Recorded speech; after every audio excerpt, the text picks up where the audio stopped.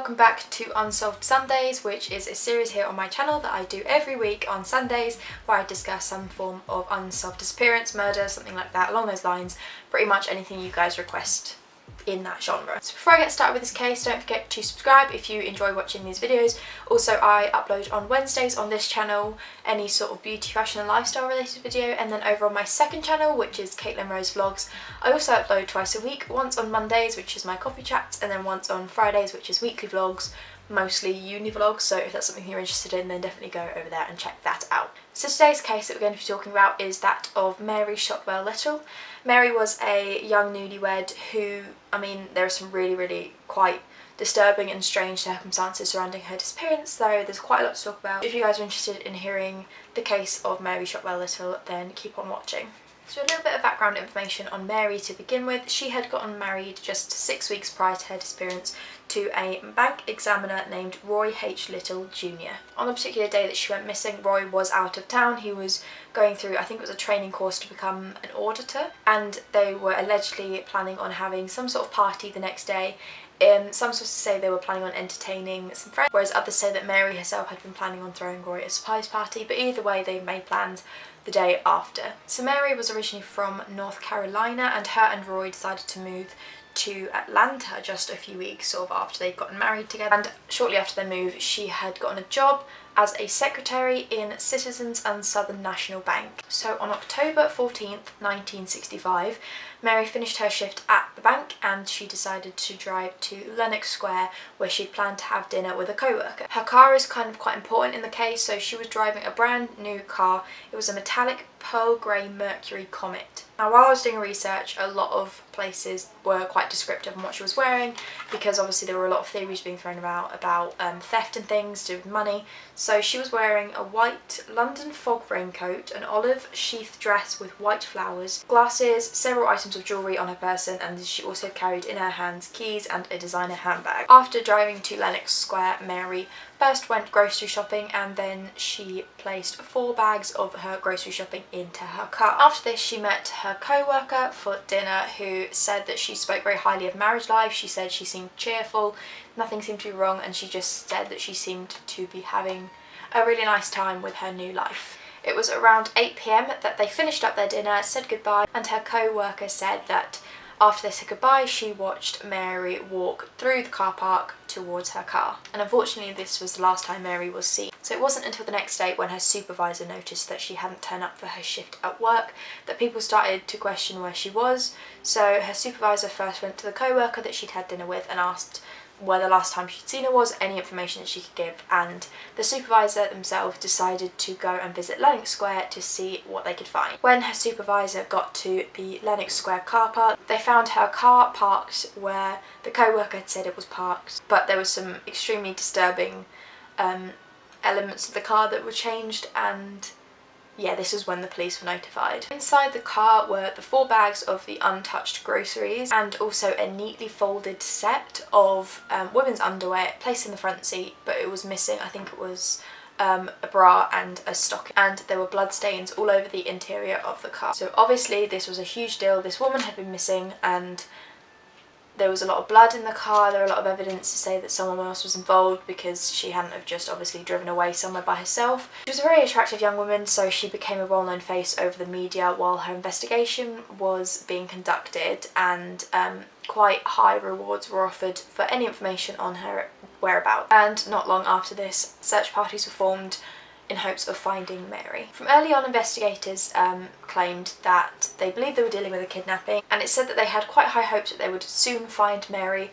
However, they were very doubtful that they would find her alive, because just from the circumstances and the evidence that they found, they just believed that they were dealing with some sort of unstable, crazed abductor. So the next point that they focused on was that it was very unlikely for her to have been overpowered, abducted, forced to strip down and remove her underwear in a busy car park at 8 PM in the evening without attracting anyone's attention. So the next theory they started working on was that she'd been abducted in her car and forced to drive somewhere else, where the abductor then later returned the car to its original space. The only hindrance to this theory is that Records placed the car being gone longer than they had expected, so this led to the conclusion that the kidnapper or the abductor of Mary had abducted her in her car, driven away and returned the car in broad daylight. And this could have been potentially relatively soon before her supervisor or her boss had found the car in its car parking space. So this was obviously a huge deal, because the police then started wondering, you know, who would risk this? Were they taunting the police? Was it sort of, I don't know, they were either dealing with someone really unstable or someone who liked taking risks, because returning a stolen car after you've abducted a woman in broad daylight is a huge, huge risk. So at first, obviously, they doubted this and they thought that there had been a mix-up with records, but they found two workers in the car park who confirmed that when they arrived at work this morning, the car hadn't been in that space. They started interviewing people that had come into contact with Mary in recent days, and the biggest sort of influence in the case, in the investigation, was that an old school friend of Mary's had said that a few days prior to her disappearance, she had said to her friend that she was becoming quite scared and quite fearful of being home alone, and kind of an even stranger point, that she was becoming very, very scared to be in her car alone, which obviously was quite a weird thing to say. I mean, a lot of people, you know, are fearful of being home alone, but to say specifically that you're afraid of being in your car alone and then to find that she'd been abducted a few days later, it was a very, very weird coincidence. It's also said that she received roses from an unknown admirer before her disappearance. They traced the flowers back to a florist near her home, but they couldn't get any information on who paid for them. No one remembered who in particular had bought them and sent the flowers, so that was a dead end, unfortunately. When they started to chase down this secret admirer theory, some co-workers came forward and said that they'd overheard Mary having some quite distressing phone calls while at work. They said that she'd appeared shaken up after receiving a few calls. They didn't hear in particular sort of what was said or what the calls were about, and Mary never specified, but one co-worker in particular said that she'd heard Mary getting quite impatient and saying, "I'm a married woman now," and then later on saying in the same phone call, "You can come over to my house anytime you'd like, but I can't come over there," which is obviously quite fishy, considering how shaken up she was and that she was growing quite impatient with this phone call. The investigation stood to a halt here. They did not have any leads until a month after the investigation had started.